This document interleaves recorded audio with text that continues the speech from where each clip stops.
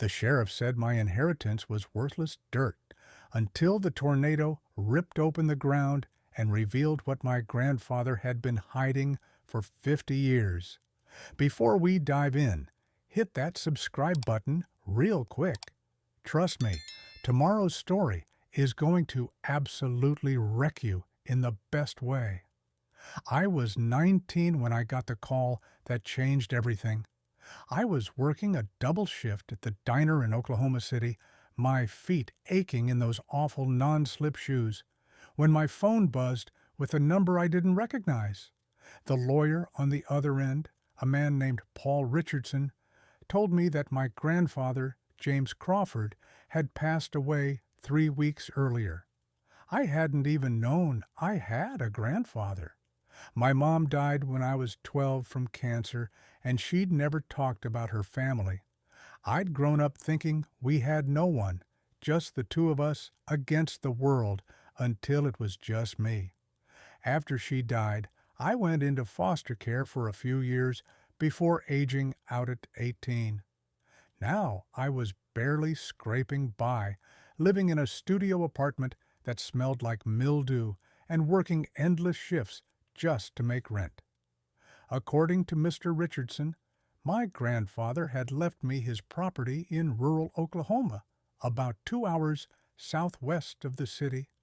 A ranch, he called it, though his tone suggested I shouldn't get too excited. The place had been abandoned for over a decade, and from what he understood, it wasn't worth much. Still, it was mine if I wanted it. There was also a small amount in an account, about $4,000, which seemed like a fortune to someone who usually had less than 100 to her name at any given time. I took the bus down to the small town of Weatherford on my day off, watching the landscape change from city sprawl to rolling plains dotted with oil pumps and cattle. Mr. Richardson's office was above a hardware store on Main Street, and he greeted me with a sympathetic handshake and a thick folder of paperwork. "Your grandfather was a complicated man," he told me as I signed document after document. He kept to himself mostly. The ranch has been empty since he moved into a care facility back in 2011. He passed away in the nursing home here in town. I'm sorry you didn't get to know him.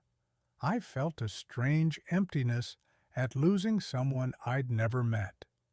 Why didn't he ever contact me, I asked. Or my mom? Mr. Richardson shifted uncomfortably. There was some kind of falling out between your grandfather and your mother when she was young. I don't know the details, but it was serious enough that they never reconciled. He knew about you, though. He kept track from a distance. That's why he left you everything. The everything turned out to be 73 acres of scrubland, a dilapidated farmhouse, a collapsing barn, and a whole lot of nothing. Mr. Richardson drove me out to see it, his truck bouncing along a rutted dirt road that hadn't been maintained in years. The property was marked by a faded wooden sign that read Crawford Ranch, and as we pulled up to the main house, my heart sank. The place was a disaster. The roof sagged dangerously in the middle, windows were broken or missing entirely, and the porch looked like it might collapse if you breathed on it wrong. Weeds had overtaken what might have once been a yard, and the barn in the distance was missing half its roof. "This is it," Mr. Richardson said, and I could hear the apology in his voice. We walked through the property, and with each step, my initial disappointment deepened into something closer to despair. The house was uninhabitable without major repairs. The well hadn't been used in years and probably didn't work.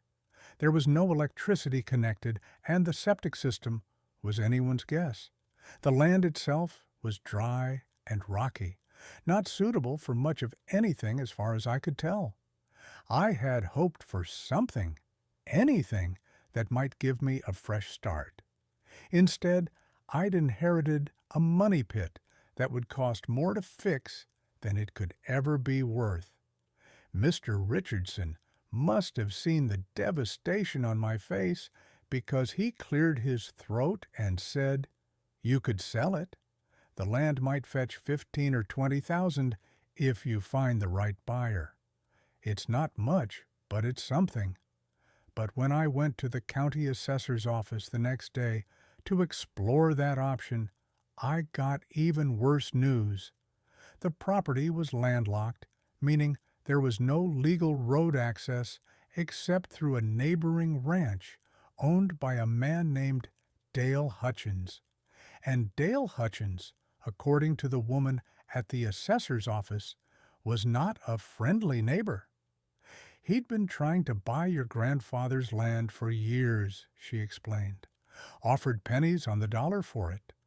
When your grandfather refused to sell, Dale made life difficult, blocked access, filed complaints, did everything he could to make the property worthless. I drove out to meet Dale anyway, hoping maybe we could work something out.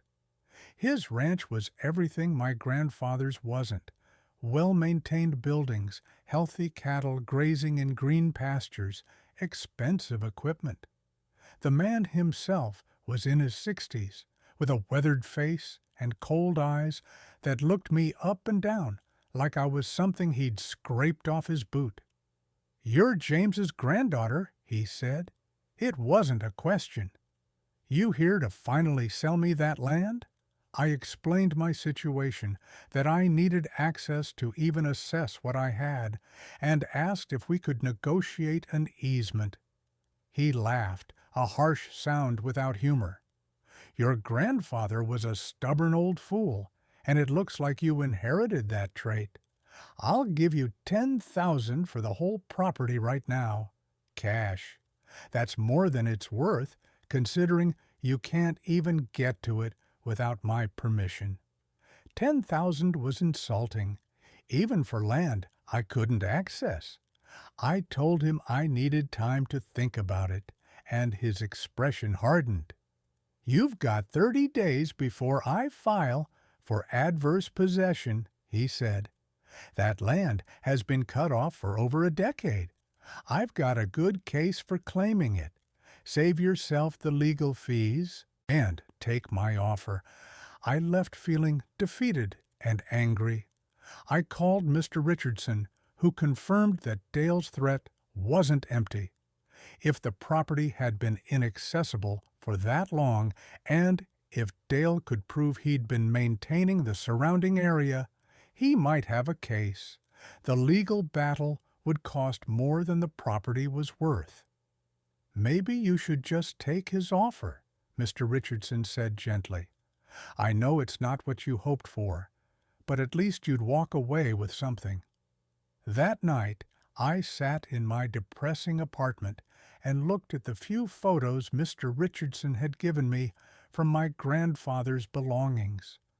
There was one of a young woman who must have been my mother, maybe 16 years old, standing in front of the ranch house when it was still in good condition.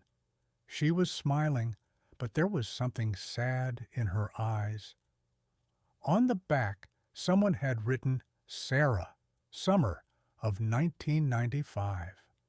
I thought about the falling out Mr. Richardson had mentioned, about whatever had driven my mother away from this place and from her father. I thought about how she'd died never reconciling with him, and how I'd lost the chance to know him at all. And I decided that I wasn't going to let Dale Hutchins steal the last piece of my family's history, even if that history was broken and complicated. I used some of the $4,000 to buy a tent, camping supplies, and a used four-wheel drive truck that barely ran. If I couldn't access the property through Dale's land, I'd find another way. I spent days at the county land office, studying surveys and old maps, until I found what I was looking for. There was an old mining road that ran along the eastern edge of my property, technically public access, even though it hadn't been maintained in decades. The road was barely passable, overgrown with brush and washed out in places, but my truck managed it. I set up camp near the old farmhouse and started the overwhelming task of figuring out what I'd actually inherited. The days were brutally hot, and the nights were cold enough that I'd wake up shivering in my sleeping bag. I had no electricity, so I used a solar charger for my phone and a camping stove for meals. I bathed with water I hauled from the nearest gas station 10 miles away. The locals in Weatherford thought I was crazy. The few times I went into town for supplies, I'd hear whispers and see people shaking their heads. That poor girl, trying to make something of that worthless land. She'd be better off taking Dale's money and moving on. Even Sheriff Morgan, a kind man in his 50s who seemed genuinely concerned, stopped by my camp one evening. "Miss Crawford," he said, climbing out of his patrol car, "I heard you're living out here. I wanted to check that you're doing all right." I appreciated his concern, but I could hear the doubt in his voice. "I'm fine," I told him, "just trying to figure out what to do with the place." He looked around at the dilapidated buildings and the dry, rocky soil. I knew. "Your grandfather," he said. "Good man in his way, but stubborn as they come. This land, though, it's not good for much. The soil's too poor for farming, not enough water for cattle. You'd be throwing money away trying to fix it up. Dale Hutchins' offer might not be generous, but it's probably the best you're going to get." "I know everyone thinks I should sell," I said, frustration creeping into my voice. "But this is all I have left of my family. My mom never talked about where she came from, and now I'll never get to ask her why. This place might be worthless to everyone else, but it means something to me." Sheriff Morgan nodded, though I could tell he thought I was making a mistake. "Just be careful out here," he said. "We've got some severe weather coming in the next few days. Tornado season. If you hear the sirens, you get to a shelter. Understand? That old house isn't safe." He was right about the weather. 2 days later, the sky turned an ominous green, and the air felt heavy and electric. I'd been exploring the property, trying to map out where the old fence lines had been, when I heard the tornado sirens wailing from town. The wind picked up suddenly, bending the trees and sending debris flying. I ran for my truck, planning to drive to town, but I quickly realized I wouldn't make it. The storm was moving too fast. I remembered seeing what looked like a storm cellar near the old barn, partially hidden by weeds and collapsed timber. I ran for it, fighting against wind so strong it nearly knocked me off my feet. The cellar door was heavy and rusted, but adrenaline gave me strength, and I wrenched it open just as the roar of the tornado became deafening. I stumbled down stone steps into darkness, pulling the door shut above me just as the storm hit. The noise was indescribable, like a freight train mixed with a screaming jet engine. The cellar shook, and dust rained down from the ceiling.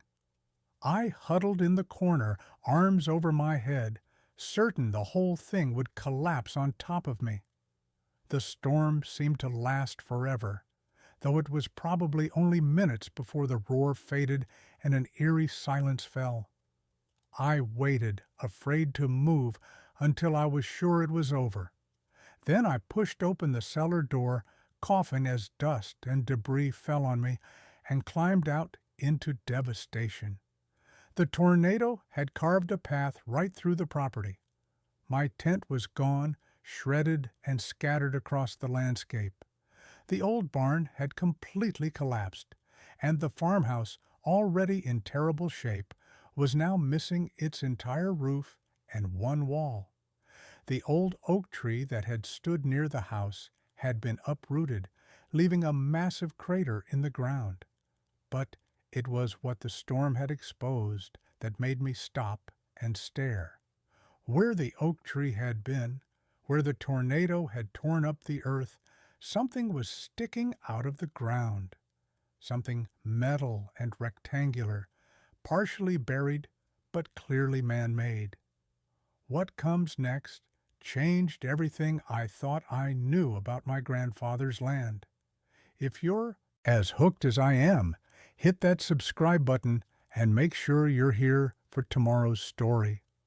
I approached the crater carefully, my heart pounding.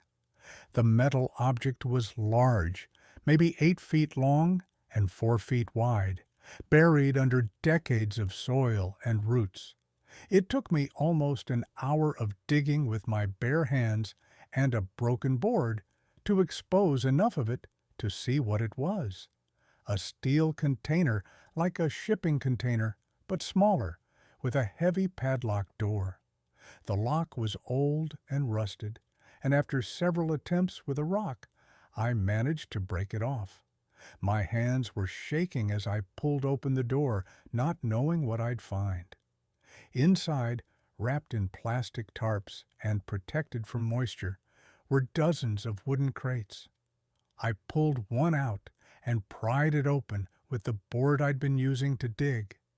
Inside were rocks, but not just any rocks. Even with my limited knowledge, I could tell these were special. They glittered in the sunlight, shot through with veins of gold and silver. Ore samples, dozens of them, each one labeled with coordinates and dates going back to the 1960s and 70s. I opened another crate and found notebooks, their pages filled with detailed geological surveys, hand-drawn maps, and calculations. My grandfather's handwriting covered page after page, documenting what he'd discovered on this land. According to his notes, there were significant mineral deposits throughout the property, gold, silver, and several rare earth elements that were becoming increasingly valuable. But that wasn't all. The container held something else, something that made my blood run cold. There were photographs of my grandfather meeting with various men in suits, copies of offers to buy his land for enormous sums, and, most damning of all, letters from Dale Hutchins. Letters that revealed Dale had known about the mineral deposits for decades. He'd been trying to get the property through legal means and intimidation, waiting for my grandfather to die so he could pressure whoever inherited into selling for nothing. My grandfather had written a long letter addressed to whoever found his container, explaining everything. He'd discovered the deposits back in 1973 while digging a new well. He'd quietly surveyed the entire property, confirming the extent of the find. But by then, he'd already made enemies in town, and he knew that if word got out, powerful people would try to take the land by any means necessary. So he'd hidden everything, buried it, literally, and played the part of a poor rancher on worthless land. He'd kept Dale and others at bay by making the property seem more trouble than it was worth. The falling out with my mother, according to the letter, had happened when she'd discovered some of his surveys and wanted to sell the information. He'd refused, wanting to protect her from the dangerous people who'd be interested, and she'd left angry, thinking he was throwing away their future out of stubbornness.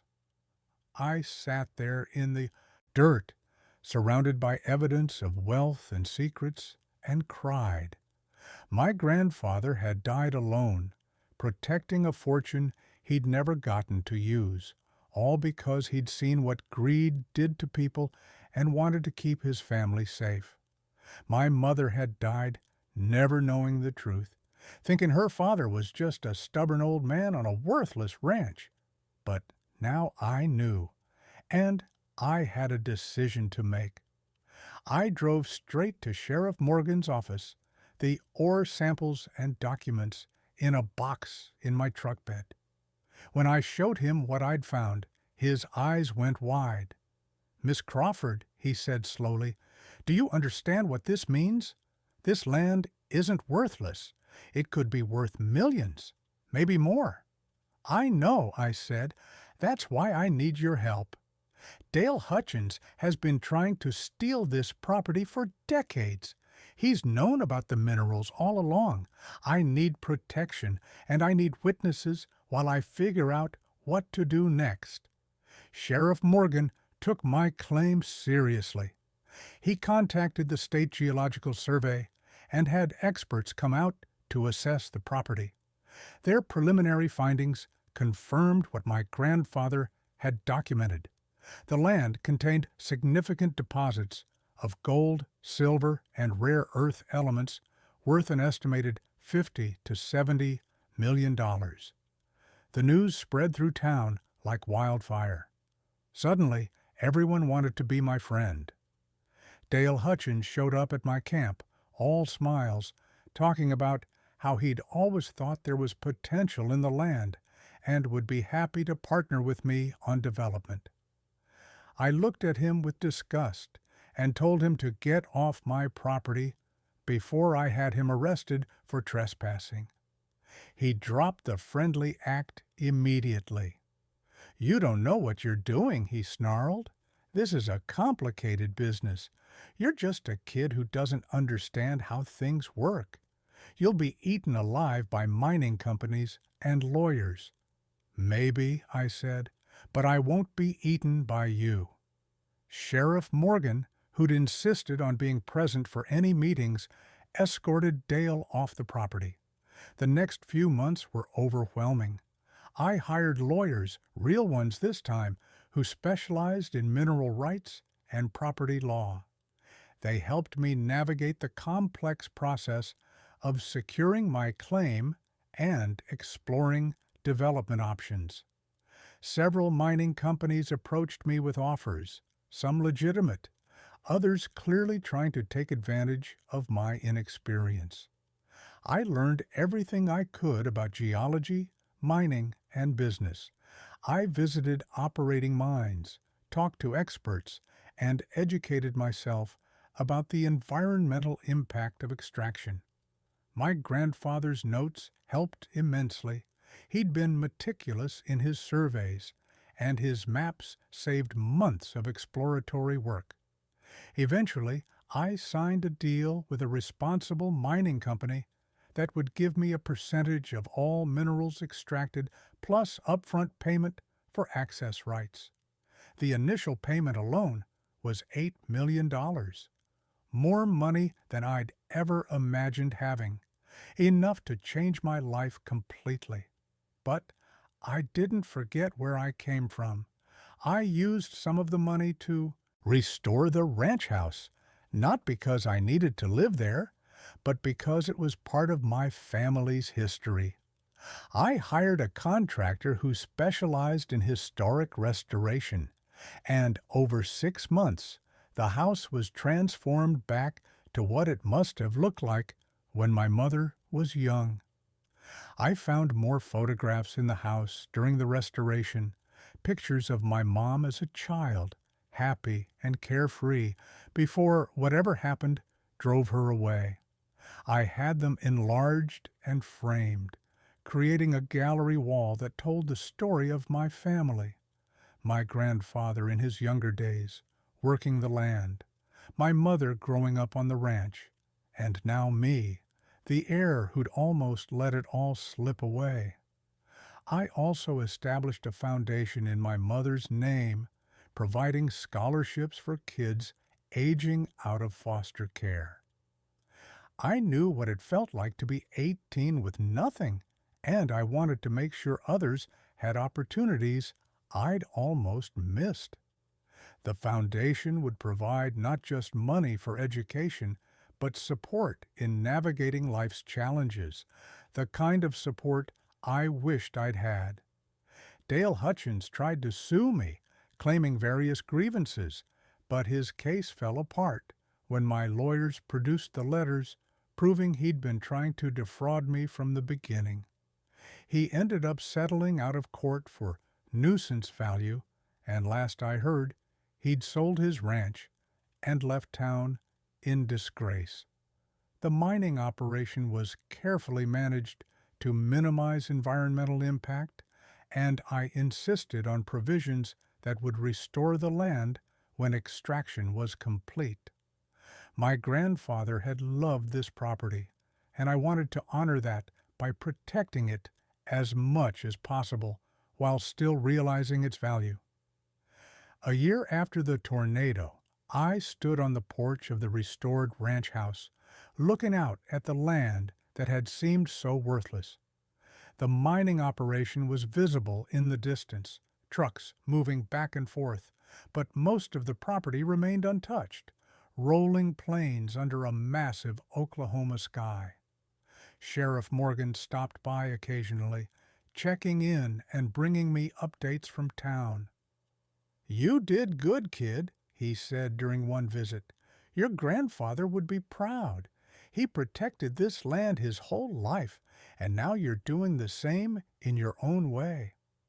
I thought about my grandfather often, about the sacrifices he'd made and the secrets he'd kept. I wished I could have known him, could have heard the stories behind those old photographs. But, in a way, his letter and his carefully hidden legacy told me everything I needed to know. He'd been protecting his family the only way he knew how, even if it meant being misunderstood and alone. The falling out with my mother made more sense now, too. She'd seen potential for wealth and wanted to pursue it, not understanding the danger her father saw in revealing their discovery. He'd pushed her away to protect her, and she'd died thinking he was just stubborn and irrational. It was a tragedy of miscommunication and good intentions that ended badly for both of them. But their story didn't have to be my story. I could honor my grandfather's legacy by being a responsible steward of the land and by helping others the way I wished my family could have helped each other. I could use the wealth he'd protected to create opportunities and safety for people who needed it. I also learned something important about value. Everyone in town had looked at those 73 acres and seen worthless dirt. Even the sheriff, well-meaning as he was, had encouraged me to sell and move on. What looked like nothing on the surface had turned out to be extraordinary underneath. Sometimes the things everyone else dismisses are exactly what you should hold on to tightest. 2 years after inheriting the ranch, I moved into the restored farmhouse permanently. I'd tried living in the city with my newfound wealth, but it felt empty. The ranch, despite its painful history, felt like home. I started a small cattle operation on the parts of the land not being mined, learning the ranching business that my grandfather had used as his cover story for so many years. I also reconnected with distant relatives I'd never known existed, cousins and second cousins who'd heard about the discovery and reached out. Some of them just wanted money, but others were genuinely interested in family connection. I learned more about my grandfather through their stories, about his service in Vietnam, about how the war had changed him, made him suspicious and protective, about the joy he'd found in working the land and the pain when his daughter left. Emma, one of my second cousins, became a close friend. She told me stories about visiting the ranch as a child, about how my grandfather would seem gruff, but then spend hours teaching her about the wildlife and the plants. He loved this land, she said, not for what was buried here, but for what it was. The minerals were just insurance to him, a way to protect his family's future if everything else fell apart. Understanding that changed how I felt about my inheritance. This wasn't just about the wealth underground. It was about the land itself, the history, the connection to generations who'd worked and loved and fought here. The tornado that exposed my grandfather's secret had given me more than money. It had given me roots, identity, and purpose. Thank you for staying with me through this incredible journey. If this story moved you, please subscribe to our channel. We share real stories about unexpected discoveries and finding value in places others overlook. Drop a comment and tell me, have you ever discovered something that completely changed your understanding of your family? Or found value in something everyone else dismissed? Your stories inspire these videos. And before you go, check out the 2 stories on your screen right now. Each one is about ordinary people who discovered extraordinary truths. I'll see you in the next video.